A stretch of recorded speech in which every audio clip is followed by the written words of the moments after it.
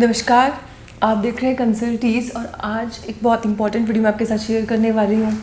आप में से बहुत सारे लोग टाइम टू टाइम मुझसे कंसल्ट करते हैं और बहुत सारे केसेस, हफ्ते में कम से कम 5-6 केसेस सिर्फ एक ही चीज़ के आ रहे थे कि नोटिस आया पता नहीं चला, ऑर्डर पास हो गया पता नहीं चला, अपील का टाइम बार्ड हो गया, अब क्या करना है। आप लोगों में से काफ़ी लोगों के साथ हम लोग हाई कोर्ट में रिट ले जाने की भी तैयारी कर रहे थे और मैंने बहुत पहले ही क्लियर भी कर दिया था कि अब बहुत ज़्यादा एक्सपेक्टेशन इससे नहीं रख सकते। ऑल्दो कॉन्डोनेशन ऑफ डिले के केस में फेवरेबल और अगेंस्ट दोनों टाइप के केसेस का एक मिक्स है, अगेंस्ट वाले ज़्यादा हैं, लेकिन किसी और केस में कॉन्डोनेशन ऑफ डिले मिल गया तो इसका मतलब ज़रूरी नहीं कि आपके केस में भी मिले, अनलेस एंड अनटिल आप एक जेन्युइन बैकग्राउंड उसके लिए क्रिएट ना कर पाओ। फिर फैक्ट्स आपके क्या हैं केस के, उसको प्रेजेंट किसने किस तरीके से किया, वो सारे के सारे जो फैक्टर्स हैं वो इंपॉर्टेंट हो जाते हैं।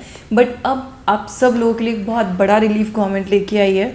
तो जितने भी अपील के केसेस पेंडिंग थे, जिनके कि टाइम बार्ड हो चुके थे अपील में जाने से केसेस, वो सारे के सारे अब आप फाइल कर सकते हैं 31 जनवरी 2024 तक। इसमें बस दुख की बात यह है कि उन ऑर्डर्स को कवर कर रहा है जो 31 मार्च 2023 तक के ऑर्डर्स हैं।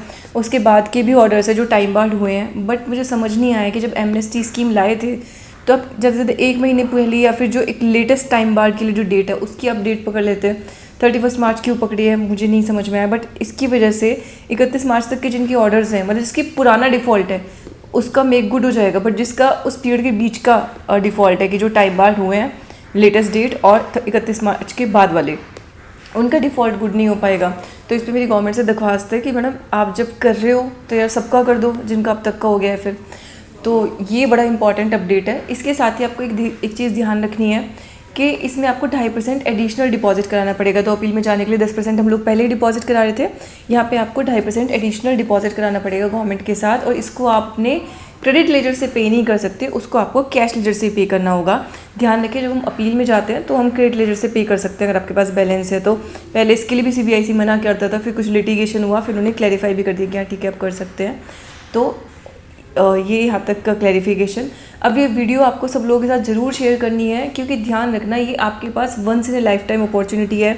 मेरे पास जितने केसेस आए हैं अब तक मोस्टली नेग्लिजिबिलिटी के हैं कि लोगों ने ध्यान ही नहीं दिया, नोटिस पे डैशबोर्ड को भी चेक ही नहीं किया। मैं प्लीज़ फिर से रिक्वेस्ट कर रही हूँ, प्लीज़ प्लीज़ प्लीज़ अपना डैशबोर्ड आप चेक किया कीजिए। मेरे पास ऐसे भी केसेस आए हैं जहाँ पे करोड़ों करोड़ों की लाइबिलिटी थी बिना किसी गलती के। मतलब अगर अपील में प्रॉपरली जाया जाता तो शायद उनकी लाइबिलिटी हट भी जाती विदाउट एनी रीज़न, मतलब बिल्कुल ही आई विल से कि सेंसलेस बेसिस पे वो लाइबिलिटी बनी हुई थी। बट आप समझो कि आपकी ऐसी लाइबिलिटी बना रखी है, ऑर्डर पास हो चुका, आप हाई कोर्ट गए, हाई कोर्ट ने आपकी रिट रिजेक्ट कर दी, आपके पास कोई चारा नहीं है, कोई वे आउट नहीं है आपके पास उसके बाद। तो सोचो करोड़ों की लाइबिलिटी जो आपकी लाइबिलिटी है नहीं वो बन सकती है, आपका बिजनेस बंद हो सकता है।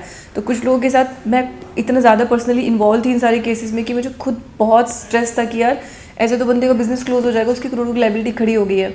तो अच्छी बात यह है कि अब ऐसा नहीं होगा। तो आपके जितने भी बिज़नेस कम्युनिटी से जुड़े हुए लोग हैं या फिर आप जितने भी कंसल्टेंट हैं, प्लीज़ जितने कंसल्टेंट्स भी मेरे साथ काम करते हैं उनको मैं रिक्वेस्ट कर रही हूँ, आपके जितने भी क्लाइंट हैं, अभी क्लाइंट ने आपको नहीं भी बताया ना अगर कि ऑर्डर आ गया है तो हो सकता है उन्होंने देखा ही ना हो, तो प्लीज़ आप अपने सारे क्लाइंट्स को ये चीज़ ज़रूर रोटेट कर दीजिए एक बार, ताकि किसी का भी अगर कोई टाइम बार्ड केस है तो वो रिजॉल्व हो सके। आई होप ये वीडियो आपके लिए यूज़फुल रही होगी। साथ ही अपने चैनल पे मैं एक स्पेसिफिक सीरीज़ लेके आने वाली हूँ 101 हिस्टोरिकल केसेस की, वो केसेस जिन्होंने आज़ादी के बाद से आज तक हमारे भारत को भारत बनाया और बड़े बड़े चेंजेस लेके आए कॉन्स्टिट्यूशन में, बाकी डिफरेंट प्रोविजंस में। तो इसके लिए आप इस चैनल को सब्सक्राइब कर सकते हैं। Thank you so much everyone.